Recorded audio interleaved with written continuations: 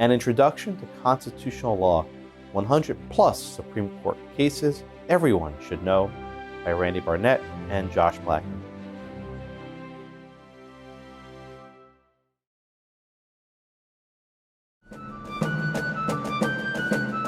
Burwell versus Hobby Lobby Stores, 2014. In our video on Congress's powers under Section 5 of the 14th Amendment, we discussed how Employment Division versus Smith, 1990, proved to be extremely unpopular. Congress sought to use its Section 5 powers to reverse Smith's effect and restore the free exercise test from Sherbert versus Verner, 1963. In 1993, Congress enacted the Religious Freedom Restoration Act, or RFRA. We all have a shared desire here to protect perhaps the most precious of all American liberties, religious freedom. RFRA prohibited both the federal and state governments from imposing a substantial burden on a person's exercise of religion, even if the burden results from a rule of general applicability, unless the burden is in furtherance of a compelling governmental interest and the burden is the least restrictive means of furthering that compelling governmental interest. Contrary to Smith, it was not enough for a law to be generally applicable. Courts would now apply heightened scrutiny to a state's refusal to make an accommodation for a person's exercise of her religion. In City of Bernie v. Flores, 1997, the Supreme Court held that RFRA exceeded Congress's powers under Section 5. As a result, RFRA was unconstitutional as applied to the states. State lawmaking is still governed by Smith. However, Congress still had the discretion to limit its own power. So long as RFRA remains in the books, federal lawmaking is governed by the greater protections of Sherbert. RFRA continues to impose a statutory, not constitutional, limitation on federal laws that burden religion. In Burwell v. Hobby Lobby Stores, 2014, the Supreme Court applied RFRA to the Affordable Care Act. The ACA, also known as Obamacare, is a federal law. The ACA requires that all insurers provide coverage for, quote, preventive care and screenings for women without additional costs. But the Act did not detail exactly what those services were. To fill this gap, the Obama administration issued a regulation requiring insurers to cover all FDA-approved forms of contraception. Employers that did not offer their employees such coverage would be penalized, though certain nonprofit religious employers would offer accommodations. Hobby Lobby Stores operates nearly 600 craft stores nationwide. The company was founded by David and Barbara Green, and the Green family owns the corporation in a trust. Before the ACA, Hobby Lobby already provided their employees with most forms of birth control. However, board members shared a religious objection to paying for certain other contraceptives, such as Plan B and Ella. They consider such products to be abortifacients, which means abortion-inducing drugs. Hobby Lobby and other religious for-profit corporations challenged the contraceptive mandate in court. They argued that it violated their free exercise rights under RFRA. The court ruled for Hobby Lobby by a 5-4 vote. Justice Alito wrote the majority opinion. The Greens, quote, believe that they have a religious obligation to run their businesses in accordance with the tenets of their faith. However, quote, but they object to offering coverage for 4 methods of contraception that may operate after conception. New government regulations, however, require them to do just that. First, the court held that the language of RFRA makes it clear that the court can hear the case of these closely held for-profit corporations. He added, the owners of a closely held corporation can exercise religion. Second, after resolving the threshold issue of whether closely held corporations could exercise religion, the court turned to whether the contraceptive mandate substantially burdened that freedom.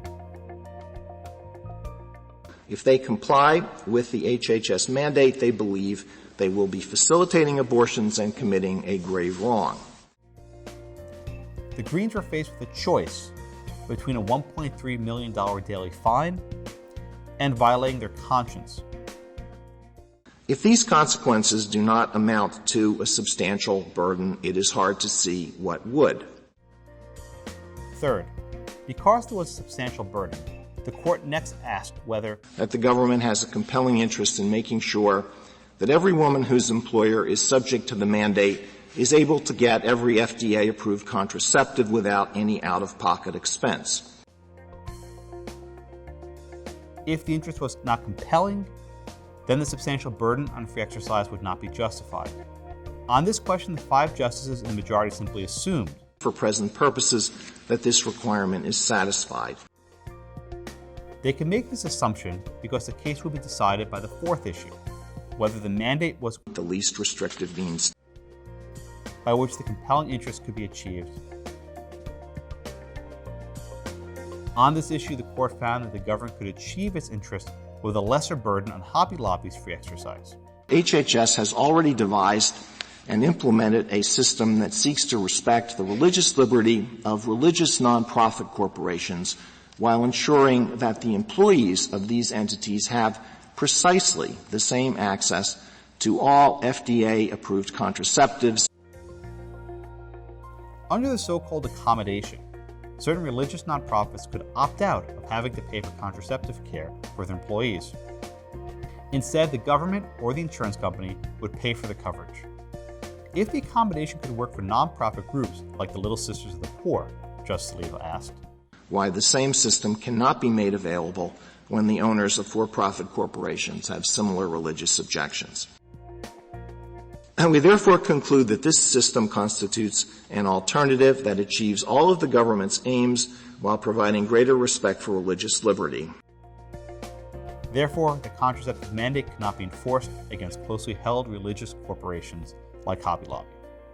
Justice Ginsburg wrote a dissenting opinion. The court holds today that commercial enterprises employing workers of diverse faiths can opt out of contraceptive coverage if contraceptive use is incompatible with the employer's religious beliefs. Persuaded that Congress enacted RFRA to serve a far less radical purpose, and mindful of the havoc the court's judgment can introduce, I dissent. Justice Ginsburg rejected the notion that for-profit corporations could exercise religion. Justice Sotomayor and I would hold that for-profit corporations should not be equated to nonprofits existing to serve a religious community. Justices Breyer and Kagan have not endorsed the court's reasoning on this point. They simply would not decide the threshold question whether for-profit corporations or their owners can bring RFRA claims. All 4 of us, however, agree in unison that RFRA gives Hobby Lobby no right to opt out of contraceptive coverage. Unlike Justice Alito's majority opinion, which focused exclusively on the burden of the employers, Justice Ginsburg's dissent highlighted the strain a religious accommodation puts on the employees who do not share their employer's religious beliefs. It should make no difference for female employees, whether they work at Hobby Lobby or at the shop next door. The final portion of Justice Ginsburg's dissent claimed that the majority opinion's reasoning would lead to a slippery slope. Can an employer in business for profit opt out of coverage for blood transfusions, vaccinations, antidepressants, medications derived from pigs, based on the employer's sincerely held religious beliefs opposing those medical practices? Justice Alito responded to this objection by stressing that there was no evidence that insurance plans in existence prior to the enactment of the ACA excluded coverage for such items. Since the enactment of the ACA, there have been no employers seeking religious exemptions for anything other than the contraceptive mandate. That it hasn't happened before, Alito suggested, is a reason not to worry about it happening in the future. Justice Ginsburg would later explain, quote, 50 years from now, people will not be able to understand Hobby Lobby.